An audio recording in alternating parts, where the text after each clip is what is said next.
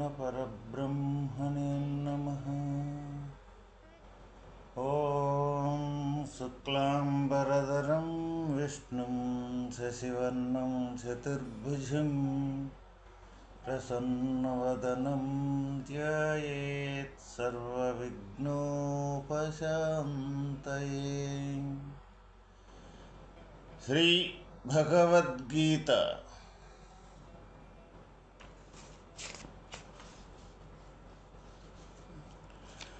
విశ్వరూప సందర్శనముచే శ్రీకృష్ణుడు సామాన్యులు కాదనియు సాక్షాత్ విష్ణువే అనియు తెలుసుకొనుటచే వైకుంఠమందట్టి చిహ్నములతోనే వారు సదా ప్రసన్న రూపులైరే.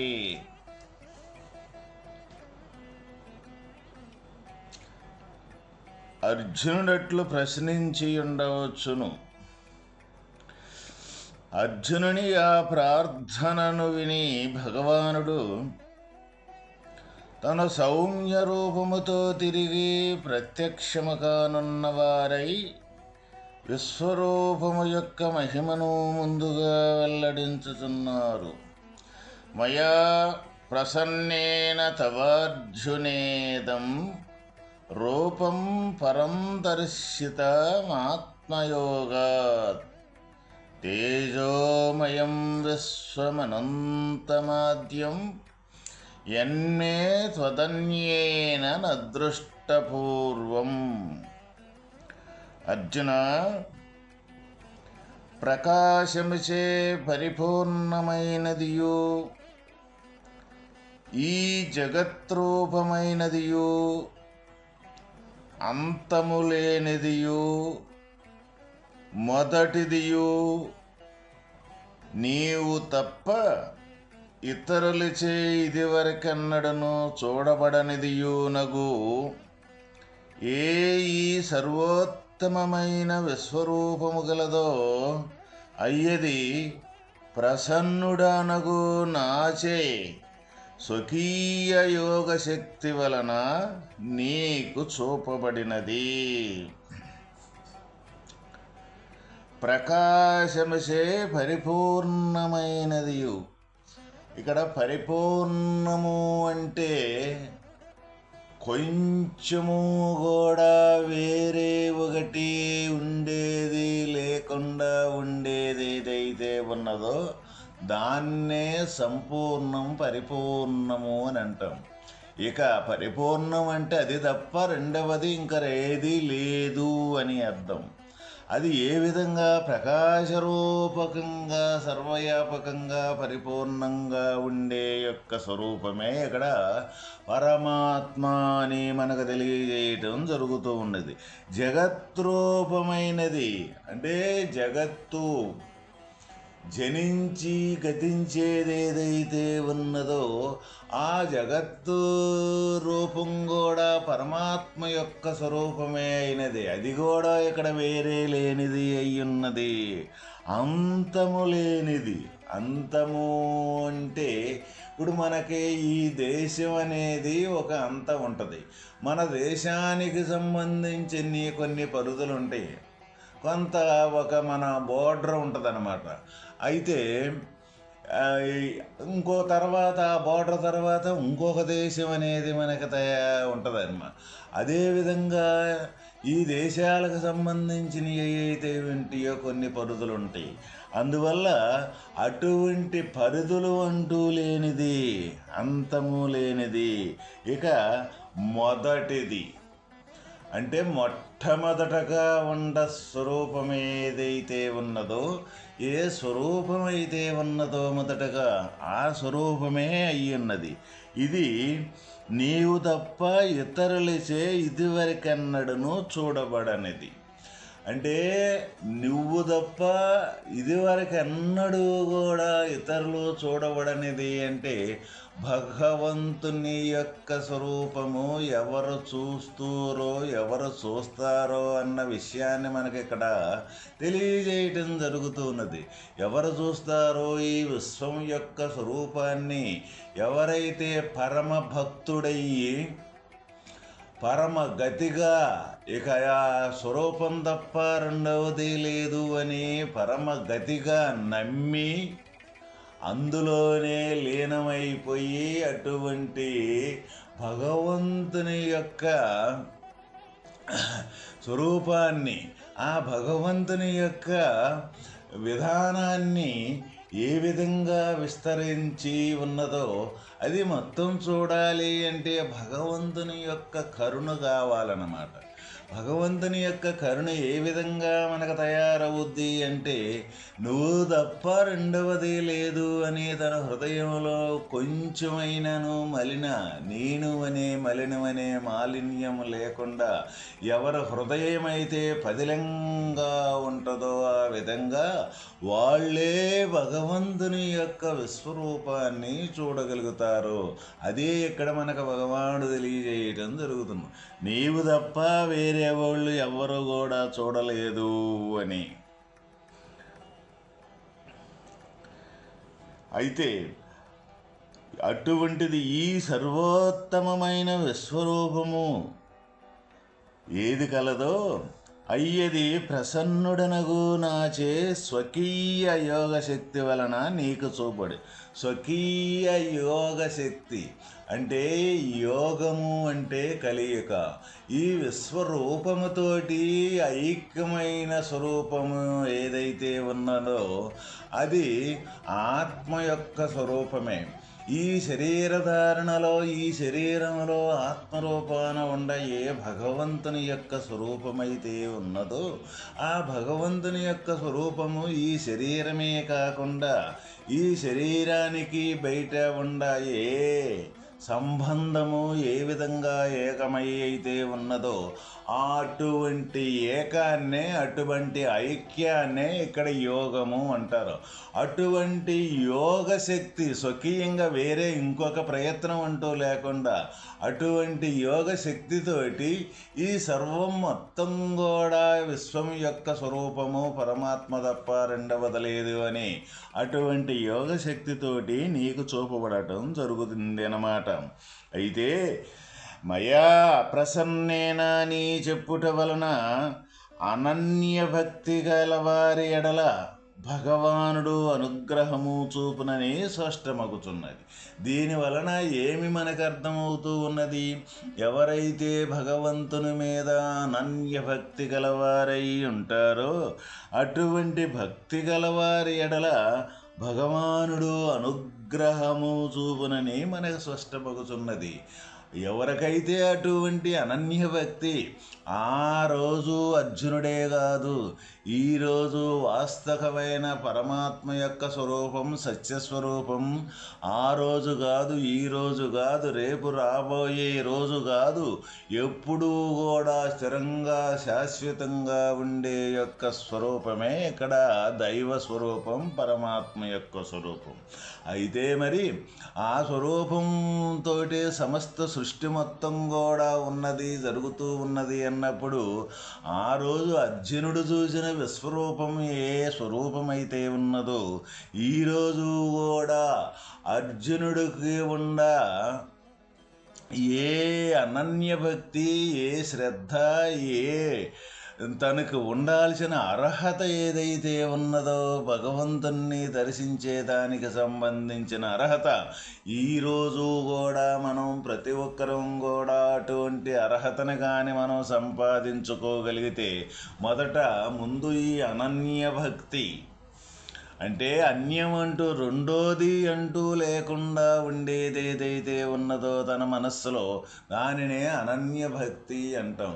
రెండవది లేకుండా ఉండేది అంటే మరి ఈ ప్రపంచంలో ఎన్ని రకాలుగా గోచరించే మనస్సు అనేది ఇంత చిత్ర విచిత్రాలనే వర్ణన చేసి ఇంత లంపకం అనేది మన మనసులో తయారయ్యి ఉన్నదే. మరి రెండవది అంటూ లేకుండా ఏ విధంగా అనన్యంగా భగవంతుడి మీదే ఉంటుంది అని మనకు చాలామందికి అనుమానం రావచ్చు. తప్పనిసరిగా నువ్వు ఏది చూసినా ముందు మూలస్థానం ఏంటిది ఏదైతే ఉందో ఆ మూలస్థానాన్ని కానీ ముందుగానే నువ్వు ఎప్పుడైతే నువ్వు భక్తి శ్రద్ధలతోటి నీలో ఉండ ఏ జ్ఞాన స్వరూపాన్ని అయితే భగవంతుని యొక్క కరుణతోటి భగవంతుని యొక్క భక్తి శ్రద్ధలతోటి భగవంతుని యొక్క ప్రేమతత్వంతో కానీ మనం అటువంటి జ్ఞానాన్ని పొందగలిగి జ్ఞాన స్వరూపంగానే కానీ అవ్వగలిగాము అంటే తప్పనిసరిగా ఆ రోజు అర్జునుడే కాదు ఈరోజు కూడా ప్రతి ఒక్కరూ కూడా అటువంటి అర్హతను సంపాదించినప్పుడు అటువంటి జ్ఞానాన్ని తప్పనిసరిగా జ్ఞాన స్వరూపం అవుతారు. ఇటు ఎలాంటి సంశయము లేదు. అందువల్లే ఇక్కడ మనకి ఈ భగవద్గీత ఎందుకు మనకి ఇంత ప్రాధాన్యత ఉన్నది అంటే ఏ సృష్టికి మూలమైన వస్తువు ఉన్నదో పరమాత్మ యొక్క వస్తువు ఆ వస్తువుని నిర్దుష్టంగా పొందగలిగేదానికి సంబంధించిన మార్గాన్ని చూపించిన యొక్క గ్రంథం కాబట్టే ఈరోజు కాదు రేపు రాబోయే తరానికి కాదు ఎవరికైనా సరే ప్రత్యక్షంగా భగవంతుని కాంచగలిగిన శ్రద్ధాభక్తులు ఎవరికైతే ఉంటాయో వాళ్ళు తప్పనిసరిగా అటువంటి భగవంతుణ్ణి దర్శించగలరు అని మన ఘంటాపథంగా చెప్పటం జరుగుతూ ఉన్నది. కాబట్టి ఎన్ని తరాలు మారినా కానీ వాస్తవం అనేది మారదు అనే మనకి నిరూపణ చేయబడిన యొక్క గ్రంథమే ఈ భగవద్గీత. నవేదయజ్ఞాదయనైర్నదానైర్న చ క్రియాభిన్న తపోభిరుగ్రైః ఏవం రూపశక్య అహం నృలోకే ద్రష్టుం త్వదన్యేన కురు ప్రవీర. ఓ అర్జున, నా విశ్వరూపమును నీవు తప్ప మరి ఒక ఎవరనూ ఈ మనుష్యలోకమున చూచి ఉండలేదు. నా అనుగ్రహముచే నీవు చూడగలిగితివి. మరియు వేదాధ్యయనము వలన కానీ యజ్ఞాధ్యయనముల చేగాని దానములు చేగాని అగ్నిహోత్రాది శ్రౌత స్మార్తాది క్రియల చేగాని ఘోర తపస్సుల చేగాని ఇట్టి విశ్వరూపుడనగు నన్ను చూచుటకు శక్యము కాదు. ఇక్కడ మనుష్యలోకము అంటే ఎవరు మనుష్యులు చూడలేదు అని అంటే ఏమిటి అంటే మనుష్యుడి దేహమే నేను అనుకున్నంతసేపు మానవుడు ఎవరైతే ఉన్నాడో ఈ శరీరమే నేను అనుకుని భావన ఉన్నంతసేపు వాస్తవమైన పరమాత్మనే దర్శించేదానికి మనకు వీలు పడదు అన్నమాట. అది ఆ మనుష్యలోకము అంటే దేహమే నేననుకొని ప్రపంచంలో సర్వ వ్యాపకంగా అనేకంగా ఉండే యొక్క పరమాత్మ అంశేదైతే ఉన్నదో ఆ పరమాత్మని చూడజాలని యొక్క స్థితి మన దేహమే నేను అనుకున్న భావనతోటి బతకటమే ఇక్కడ ఎవరూ కూడా ఈ మనుష్యలోకములో చూడలేదు అని చెప్పటం జరుగుతూ ఉన్నది. అది కూడా కాక ఇక్కడ వేదాన్ని అధ్యయనం చేసేవాళ్ళు ఎవరైతే ఉంటారో వాళ్ళు కూడా ఈ విశ్వరూపం యొక్క చూసేదానికి వాళ్ళకి కూడా వాళ్ళ యొక్క భక్తి శ్రద్ధలు సరిపోవు అని మనకు తెలియజేయడం జరుగుతుంది. మనకు దేశంలో అనేక మంది భగవద్గీత శ్లోకాలు కానీ వేదాలని అధ్యయనం చేసి పారాయణం చేయటం కానీ ఇట్లా అనేక రకాల భక్తి శ్రద్ధలు కలిగిన వాళ్ళు కనపడతారు. కానీ వేదాధ్యయనం చేసినంత మాత్రాన కూడా ఈ విశ్వం యొక్క స్వరూపం చూసేదానికి వాళ్ళకి అటువంటి భక్తి చాలదు అని మనకి ఇక్కడ తెలియజేయటం జరుగుతుంది. వేదాలే కాదు, యజ్ఞ ధ్యానములచే యజ్ఞాలు చేసేవాళ్ళు కానీ, ఇప్పుడు సత్కర్మలో దాదాపు పుణ్యకార్యాలు ఏవైతే ఉండయో ఈ యజ్ఞయాగాదులు జరిపే మహాత్ములైతే ఉన్నారో వాళ్ళు కూడా ఈ విశ్వరూపాన్ని దర్శించజాలరు అని మనకు తెలియజేయటం జరుగుతూ ఉన్నదనమాట. ఇప్పుడు దానాలు చేసేవాళ్ళు ఉండారు. ఇప్పుడు దానం చేసేవాళ్ళు పెద్ద పెద్ద గణేశం వాళ్ళకు భగవంతుడు వాళ్ళకి ఇచ్చిన ఏ సంపద అయితే ఉందో ఆ సంపదనే మొత్తాన్ని కూడా చాలామంది దానాన్ని చేసే యొక్క పద్ధతి ఏదైతే ఉందో అది పుణ్యకార్యము అయినప్పటికీ కూడా ఆ దానం వల్ల కూడా ఈ భగవంతుని యొక్క విశ్వరూపాన్ని చూసేదానికి భక్తి శ్రద్ధలు చాలదు అని మనకే తెలియజేయటం జరుగుతూ ఉన్నది. అట్లయితే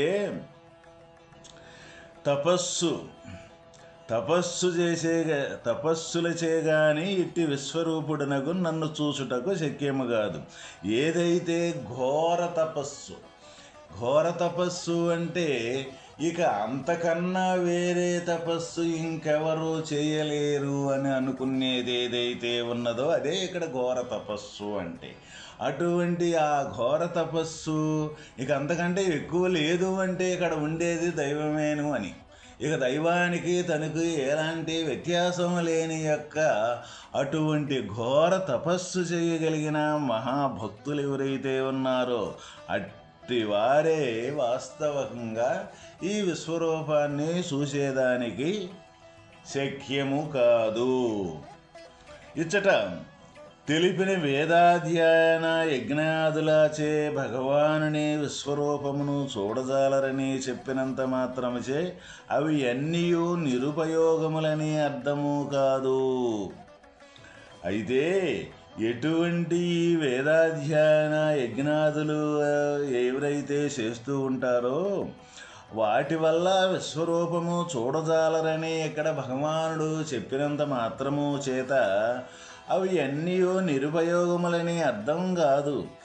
ఆ క్రియలన్నింటితో భక్తి కలియనచో అవి యొక్క ఫలితములు అసంగజాలవని తెలుపుటయే యగును. ఏదైనా సరే మనం ఇక్కడ భగవంతుని తత్వాన్ని గురించి మనం చాలామంది ప్రయాసపడి భగవంతుని యొక్క తత్వాన్ని తెలుసుకోవాలని పొందాలని భగవంతుని దర్శించాలని ఇక్కడ చతుర్విధ భజంతే మాం జనా సుకృతినోర్జున ఆర్తో జిజ్ఞ సురర్థార్థి జ్ఞానీచ భరతర్షభ అని మనకి గత అధ్యాయంలో మనకు తెలియజేయటం జరిగింది. అంటే 4 రకాలైన భక్తులు ఉంటారు. వాళ్ళు 4 రకాల భక్తులుండి ఒకరు ఆర్తులు, ఏదైనా బాధ కలిగితే నన్ను సేవించి ఆ బాధను తీర్చుకునేదానికి ఉండే భక్తులు ఉంటారు. కొంత అర్థార్థి అంటే ఏదైతే సంపద కావాలని నన్ను ప్రార్థించి సంపదను సంపాదించుకునే వాళ్ళు ఉంటారు. జిజ్ఞాసువులు 3వ రకం, నిరంతరం నిన్ను ఎప్పుడు చూడాలి ఎప్పుడు పొందాలి అని అనుకునే భక్తులు కొంతమంది ఉంటారు. చివరికి 4వది జ్ఞానులు. ఆ జ్ఞానులు నన్నే పొందటం, ఆ జ్ఞానికి నాకు ఎలాంటి వ్యత్యాసం లేదు అని ఇటువంటి 4 రకాలైన భక్తులు ఈ లోకంలో ఉంటూ ఉంటారు. అయినప్పటికీ కూడా అదేవిధంగా ఇక్కడ ఈ యజ్ఞయాగాదులు చేసినంత మాత్రం అంటే అందులో భక్తి అనేది కానీ కలియకపోతే, భక్తి కానీ జోడించకపోతే తప్పనిసరిగా ఈ యజ్ఞయాగాదులని సత్ఫలితాలు భగవంతుని దరిచేర్చి భగవంతుని దర్శించేదానికి వీలు పడవు అని. ఎందుకు అంటే నేను యజ్ఞం చేశాను, ఈ యజ్ఞం వల్ల నాకు ఎంతో పుణ్యం వస్తూ ఉన్నది, నేను వేదాలు చదువుతాను, ఈ వేదాల వల్ల నాకెంతో జ్ఞానం సంపాదించాను. ఇట్లా ఏదైతే ఈ నేననే అహం ఉన్నంతసేపు ఇటువంటి యజ్ఞయాగాదులు కర్మలు చేసినంత మాత్రాన భగవంతుని యొక్క విశ్వరూపాన్ని మటుకే ఎవరు కూడా దర్శింపజాలరు. అదే ఇక్కడ మనకు భగవానుడు తెలియజేసింది. ప్రతి క్రియలో కూడా భక్తి అనే తత్వం కానీ కలియకపోతే, భక్తి కానీ అందులో చేరకపోతే ఏది కూడా ఈ వాస్తవమైన భగవంతుని యొక్క మార్గంలో ఉన్నతమైన ఫలితం అనేది మనకి చేకూరదు. కాబట్టి ప్రతి ఒక్క భగవత్తత్వంలో భక్తి అనేది ఇముడుంటే తప్ప వాస్తవమైన భగవంతుని యొక్క విశ్వరూపాన్ని దర్శించేదానికి ఎవరికైనా సరే వీలవుతూ ఉన్నది. ఓం తత్సత్.